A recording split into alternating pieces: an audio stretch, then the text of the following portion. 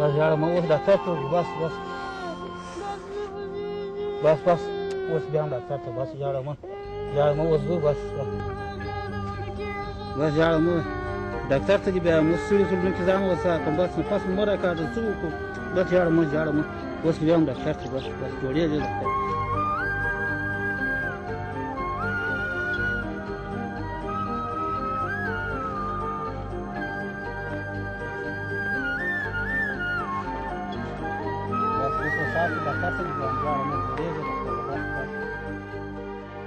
خدای دې خیر کړي دا څه پسې وي چې ولې ژاړې ده بس وروره خبرې مه کوه د یوې خوا مسکیني شي د بلې خوا بېکاري شي یک کیریان یم څه پوه کړم څو واره مې ډاکټر ته بېولي دي څو ډاکټران مې پر غوښتي نه دی جوړ شوی بس خدای دې خپل فضل کوي وروره ولې خیر محمد کاکو څه پسې وي دي څه مریضي ده والله نه پوهېږم کله یې پر سر درد دي کله یې پر ملا درد دي کله یې خوا ګرځي بس نه پوهېږم چې څه وکړم خدای ښه پوهېږي ولې ډاکټران څه وایي څه مریضي ده څه پسې وي چې وایي والله ډاکټران وایي دا د چټلې اوبه یې څښلي او ته ښه خبر یې زموږ په کلي کې پاکې اوبه نشته ګرده دا چټلې اوبه دي بله رښتیا خیر محمد کاکو بله زما خوله هم نه جوړه و ډاکټرانو دا خرابې اوبه څښلې دي څه وکړو خدای مو دې کار ساز شي یوه برمه مو درلوده په ګرد کلي کې هغه هم سروله لاره ولاړ شو ویې کښله خدای مو دې ناروا اوري راځه اوس کوم ډاکټر ته بیا موږ سره بولو والله ښار ته یې بیایم دغه سړک یې ما دې راسره ورسوي موټر ته بیا واچو بر بیا ښار ته ورسوي خدای دې خیر درکړي خدای دې ودونه درکړي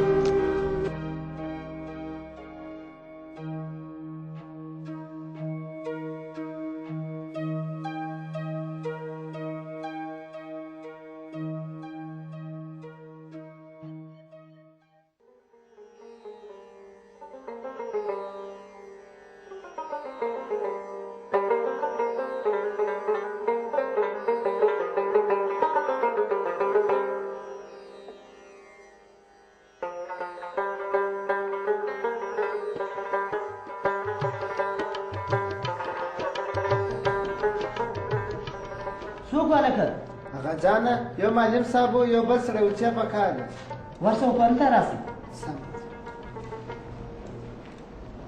دغه هغه جان راغی السلام علیکم ملک صاحب خدای دې راوله ستړي مه شئ په خیر یې کور کارونه مه خارېږئ راوله ملک صاحب شایست په خیر سلامت مستي شای په خیر کښېنه معلم صاحب ورشه هلکه چای راوړه دا دې راولې انجینر صاحب دا دې به ښه راولې ملک صاحب څه څنګه یاست صحت مو ښه دی په کلي کې هم کراري ده جوړ اوسې خیر اوسئ جوړ ښه معلم صاحب تاسو څنګه یاست بیخي شکر دی ملک صاحب ته جوړ یې په خیر یې ښه دي بچیان دې ښه دي مه خوارېږه خیر سلامت ملک صاحب اما چې درته ویلي وه د برمې ده هغه مې د انجینر صاحب سره خبرې کړې وې دا دې را مې وستې پوه شوم معلم صاحب انجینر صاحب مې وپېژندې ما انجینر صاحب زموږ خلک د دا کلي د اوبو سره بیخي په عذاب دي دا کار کوم وکړي دا به ډېر ښه وي خدای پاک دې وزونه درکړي چې دا برمه ورته ووهي هېڅ سړی چې د اوبو سره بیخي په عذاب دي اوبه نشته ملک صاحب موږ ستاسو په خدمت کې یو موږ برمې په هغه ځای کې وو چې د خلکو ضرورت یې ورته اوس په ورسو د برمې ځای به وګورو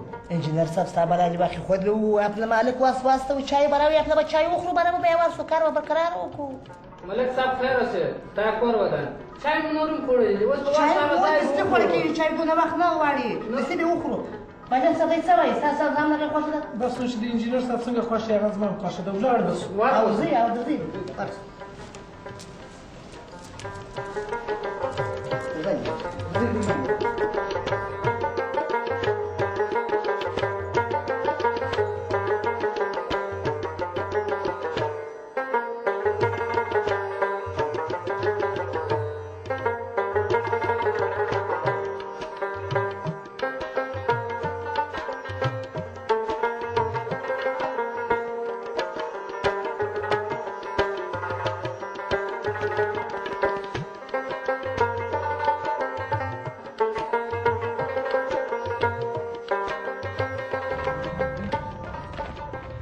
انجینر صاحب دغه دی برمه مو درلودله د سرور دې کور خراب شي ویې نړول پلپونه یې کور ته یوړله اوس زما د کور څنګ ته دا کال یې کړه په یوې موږ یې د خط مشکلات سره اخته کړو اوس اوبه نه لرو ولې ملک صاحب دا خو د یوه سړي شی نه دی دا د کلي خلکو څه نه ورته وویله څوک څه ورته وایي دا یو سرزوره سړی دی چا په کول نه کوي انجینر صاحب ملک صاحب رښتیا وایي دا سرور زه پېژنم دا ډېر سرټمبه سړی دی دا یوازې نه چې دا برمایه ده بیخه کښلې ده ولا ټول کلی دی په عذاب یو خیر دی اوس به دا پرېږدو راځئ چې ورسو هغه ځای به وګورو راځئ.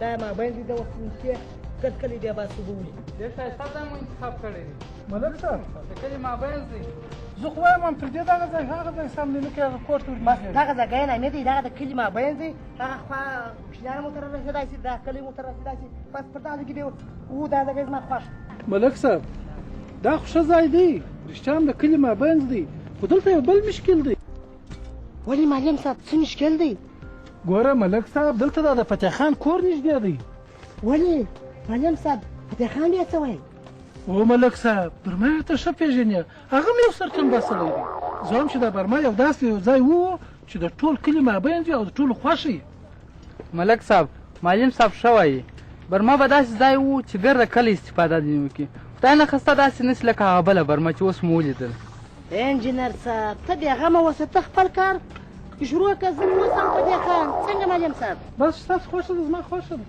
سمه ده ملک صاحب تاسو خوښه ده موږ به دلته کار شروع کړو ګرځئ معلم صاحب چې اوس ځو راځئ شاه د خان صاحب د مرګه مو اورېدلي ولاکه مو پرېږدم ودرې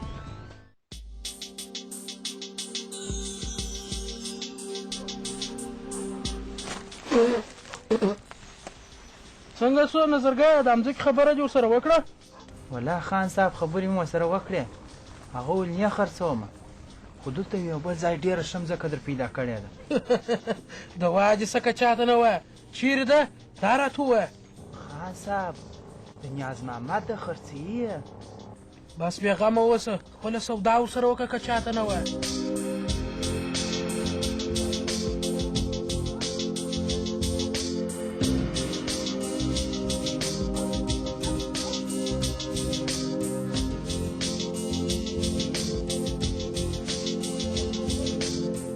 ستاسو خلاص دغه د ګندنیا مامتا نه ده شینکو دی دا ډېره ښایسته مامتا سلام علیکم داسې حساب کا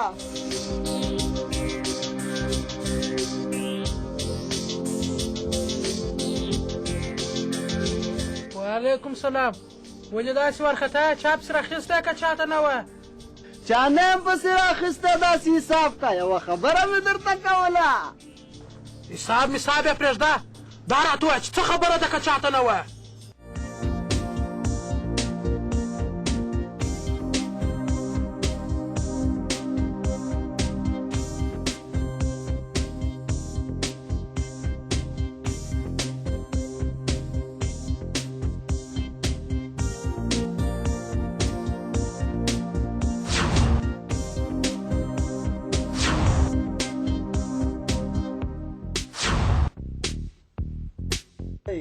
چې ملک صاحب او معلم صاحب یو انجینر راوستی و بس که چاته نه وایه واسه هغه زما ټوپک راوه واسه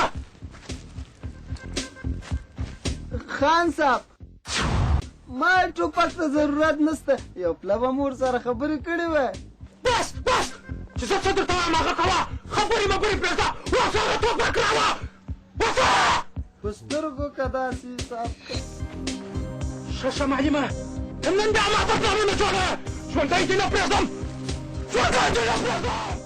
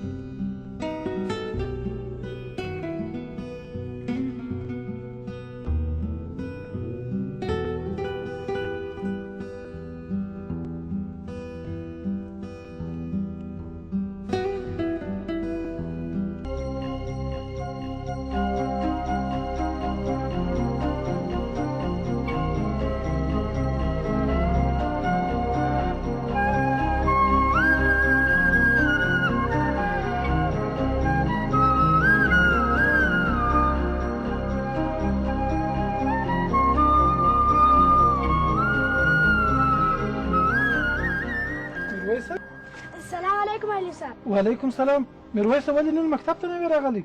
معلم صاحب نن مې په کور کې مور کالي پرېړل اما ورته اوبه راوړلې. رښتیا میرویسه دلته خو نږدې اوبه نشته. یوه برمه مو درلوده چې ټول کلي د هغه څخه اوبه وړلې. خدای دې دې خلکو ته انصاف ورکړي، هغه یې هم وکښله.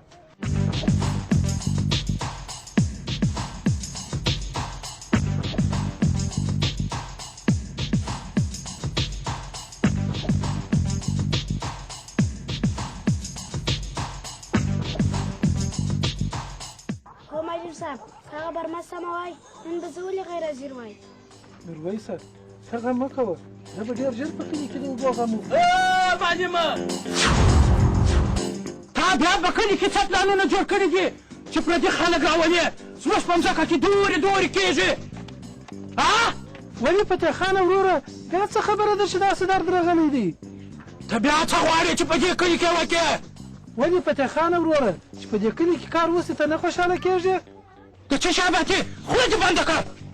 فتح خانه وروره تا ته خو معلومه ده چې زموږ په کلي کې د څښلو اوبه نشته. یوه برمه مو په ټول کلي کې درلودل چې ټولو خلکو اوبه دندې وړلې. خدای دې و دې خلکو ته انصاف ورکړي، د دې پر ځای چې برمه یې ساتلې وای هغه یې د بیخه وکښله. موږ غواړو چې ستا د کور څنګ ته یو برمه وکاږو چې ټول کلیوال د هغه څخه اوبه یوسي. ایا دغه زه بد کار کوم؟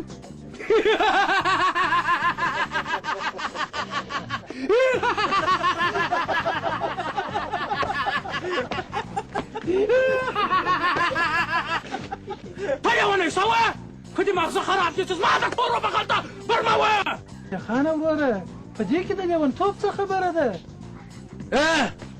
زه نه غواړم چې زما د کور وبغلته څوک برمه ووي او پردي خلک دي زما د کور وبغلته دورې دورې کېږي. فتح خانه وروره لږ پر دغه کوچني باندې زړه وسوځه، ته ورته وګوره خورکۍ هره ورځ د مکتبه څخه پاکېږي او د ډېرې لرې ځای څخه پر اوږو باندې خپل کور ته اوبه راوړي. یو لږ رحم پکار دی. بس په ګډوډۍ مې سر نه خلاصېږي. ما دا دې درته وویل چې زه څوک نه پرېږدم چې برمه ووي. بس راځئ هلکو ښه ورته وایي داسې حساب کړه.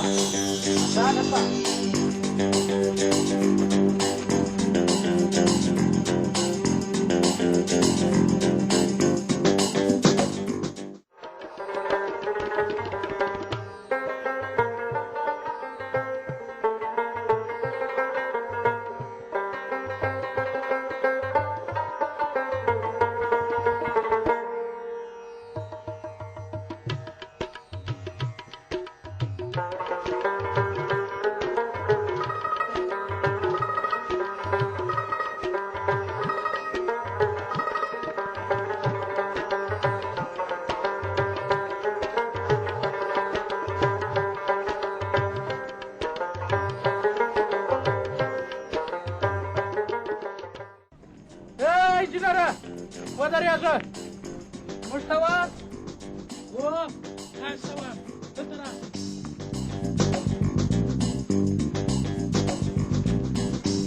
سلام علیکم. وعلیکم سلام. دلته د څه لپاره راغلي واست؟ وروره زه انجینر احمد یم. موږ غواړو چې د دې کلي دپاره برمه ووو. څه دي انجینر نه پېژنم. ورځه ولاړ شه موږ دې برمه نه غواړو په سمه درته وایم. ولې وروره څه پېښه ده ته خبره واوره. زه درته همدا شه که نه قسم په خدای که یو لږ ژوندی راڅخه ولاړ شئ. خلک شک ونه کړي څه خبره ده؟ ملکه تا بیا په کلي کې څه ګډه وډه شروع کړې ده؟ څه شی ټوپک ستا په لاس کې دی او ګډه وډه ما جوړه کړې ده. د پارک دیوالونه دې ونړوله، کور ته دې خصي وړلې، خونې دې په جوړ کړې، د دې پیسې هېڅ لیاق ولا کوو. ته پارک لرې؟ پارکو څه ستا نه دي چې دې دعوې کړې؟ ما کله وویل چې زما دی، دا عامه شتمني ده، په دې کې د ټول کلي حق دی. دا نو ښه کار دی چې سروار دې برمې لري، پایپونه یې کور ته وړي. سړی باید ساتنه وکړي. ته پارک دیوالونه نړۍ اخیستی کور ته وړي. بس ما دا دې درته ویل چې زه څوک نه پرېږدم چې دلته کار وکړي. بس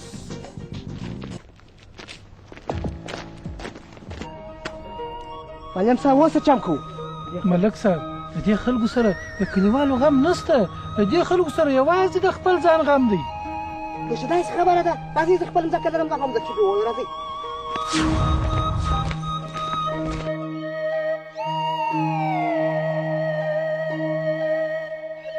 وي